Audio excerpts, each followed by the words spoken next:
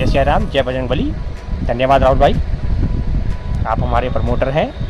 श्री हनुमान भक्ति दर्शन चैनल पर श्री हनुमान जी के चरणों में विधिवत दंडवत प्रणाम करते हुए हम आगे बढ़ेंगे। और जिस प्रश्न को आपने व्याख्या करने के लिए कहा है, वेदांत मार्गदर्शी प्रश्न, श्री राम जी चले ना हनुमान के बिना, हनुमान जी चले ना श्री राम के बिना। बड़ा सुंदर भजन कई सुरीले गायकों ने अपनी मधुर वाणी से गाया है। और देखिए, श्री राम को देखने के 3 दृष्टिकोण हैं इस दृश्यमान जगत में। जहाँ तक मैं सोचता हूँ, जहाँ तक मैंने अपनी डायरी में लिखा है, श्री रामचरितमानस का जिस गहराई से, हनुमत कृपा से जितना गहराई से हो सका उसका अध्ययन किया है। और वेदांत को जितना मैं समझ सका, कुछ मैंने आचार्य प्रशांत की मधुर वाणी से और विचारों से सहमत होकर जितनी भी फिलॉसफी और दर्शन और उसको मैंने समझा। आचार्य प्रशांत ने काफ़ी कुछ सहयोग किया है साहब श्रीमद् भगवद गीता को वेदांत रूप में समझाने का, और उससे बड़ी सफलता हासिल हुई है। उनका धन्यवाद हमारे श्री हनुमत भक्ति दर्शन चैनल के माध्यम से। सर्वप्रथम श्री हनुमान जी महाराज मेरे सदगुरु हैं साहब आध्यात्मिक जगत के। श्री राम जी चले ना हनुमान के बिना, और हनुमान चले ना श्री राम के बिना, एक दूसरे के पूरक हैं। जब आप वेदांत समझ लेते हैं, हम आपसे जो बार बार निवेदन करते हैं अपने चैनल के माध्यम से कि श्री हनुमत भक्ति दर्शन चैनल को आप देखिए, वो हम इसीलिए करते हैं कि हनुमान जी की महिमा अपरंपार है। और कहीं कहीं ऐसा देखने में लगता है, जब मैंने श्री रामायण जो श्री वाल्मीकि जी के द्वारा उद्धृत है और श्री रामचरितमानस जो संत शिरोमणि संत तुलसीदास जी के द्वारा रचित की गई है, तो उसमें जो मैं जब एक दृष्टिकोण देखता हूँ तो मुझे 3 तरह का दृष्टिकोण दिखाई देता है। ऐसा भगवान वाल्मीकि जी के जो श्री राम हैं वो एक तथ्यात्मक रूप से सत्य हैं। कहने का मतलब है कि वो घटना, वो कथा, वो कहानी महर्षि वाल्मीकि के सामने घटित हुई और उन्होंने उसका वर्णन जो का त्यों रामायण के माध्यम से किया।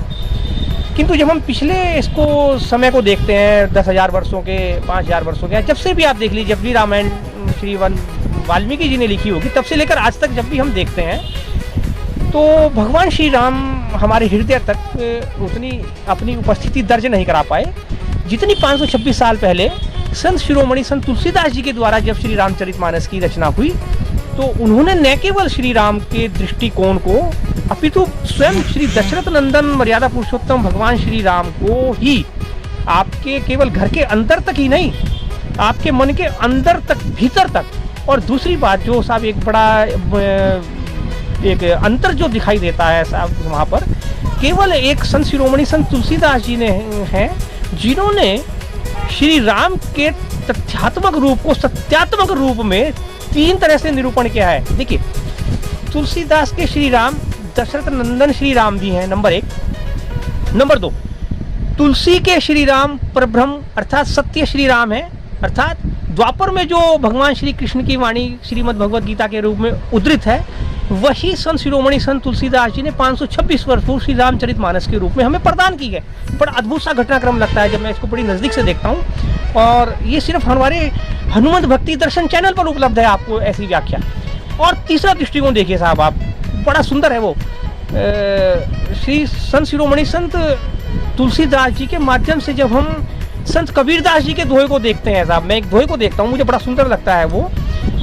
मैंने सुबह उसकी चर्चा की थी अपने लाइव चैनल पर, और मैं अब आपको अपने इस श्री हनुमत भक्ति दर्शन चैनल के माध्यम से बताता हूँ कि संतों की जो चौपाल लगी हुई है, जिसको हम कहते हैं साहब रास, जिसको हम कहते हैं ब्रह्मचर्चा, ये जो हम इस समय कर रहे हैं, वहाँ पर स्वयं परब्रह्म श्री राम ने जब अपने दूत भेजे संत कबीर को बुलाने के लिए, तो कबीरदास जी के मुंह से जो दोहा निकला बड़ा सुंदर है, आप सुनिए, बड़ा आनंद आएगा आपको। राम बुलावा भेजियो दिया कबीरा रोए, राम बुलावा भेजियो दिया कबीरा रोए, जो सुख साधु संग में सो वैकुंठ न होए। श्री राम दशरथ नंदन श्री राम जो संत कबीर के परब्रह्म श्री राम है, उन्होंने बुलावा भेजा कबीर को बुलाने के लिए। लेकिन वहाँ चूंकि चौपाल लगी हुई थी, वहाँ तुलसीदास जी भी मौजूद हैं, सूरदास जी भी मौजूद हैं, मीराबाई भी मौजूद है, चैतन्य महाप्रभु भी हैं, है ना, अनेक धाराओं के अनेक पंथ को मानने वाले संत बैठे हैं, चौपाल लगी हुई है, ब्रह्म चर्चा हो रही है। राम बुलावा भेजिया, कबीर जैसा जो है मन चाहिए और तुलसी जैसी भावना चाहिए। यह है श्री राम को देखने का दृष्टिकोण। और दूसरी बात, जो एक सत्यनिष्ठ चेतना है किस प्रकार श्री राम के लिए कार्य करती है, वो है हनुमान, वो है बजरंगबली। हमारे देश में अनेक सत्य मौजूद हैं। सत्य सिर्फ सत्य है साहब, हर एक का अपना अपना सत्य है। देखिए, कोई किसी पंथ को मानता है, उसका वो सत्य है। मैं सनातन धर्म को मानता हूँ तो मेरा सत्य है श्री राम। श्री राम के जो चरणों में विराजमान महावीर बजरंगबली, वो मेरे सदगुरु। जो मेरा काम हनुमान जी के बिना नहीं चलता और हनुमान जी का काम राम जी के बिना नहीं चलता। तो आपस हम उसी तथ्य पर पहुंच गए। मेरा काम हनुमान के बिना नहीं चलता और हनुमान का काम श्री राम के बिना नहीं चलता। और श्री राम कह रहे हैं कि मेरा काम हनुमान के बिना नहीं चलता। क्यों नहीं चलता? सत्यनिष्ठ चेतना कैसे चलेगा? हनुमान जी ने। अब तीसरा जो दृष्टिकोण है साहब, वो बड़ा सुंदर है। संत शिरोमणि संत तुलसीदास जी का। ऊपर बैठे हुए भगवान शंकर जब गौरी को कथा सुना रहे हैं भगवान श्री राम की, कह रहे देखो मेरे आराध्य।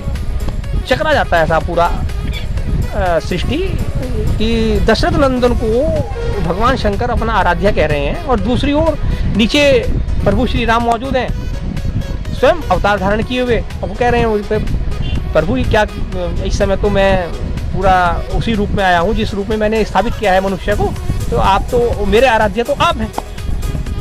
तो इस प्रकार से यहाँ पर आकर के वो समाप्त होता है कि श्री राम जी चले ना हनुमान के बिना और हनुमान जी चले ना श्री राम के बिना। किसी प्रसंग पर आगे बढ़ेंगे। तब तक के लिए जय जय सिया राम। देखते रहिए आप हनुमान भक्ति दर्शन चैनल।